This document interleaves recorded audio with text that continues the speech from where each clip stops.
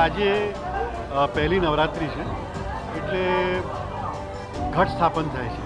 તો માતાજીના નવરાત્રિના ઉપલક્ષ્યમાં ઘટ સ્થાપન થઈ ગયું છે અને આજે પહેલી નવરાત્રિ છે એટલે આપ જોઈ શકો છો કે માતાજીનું શૈલપુત્રી સ્વરૂપ છે.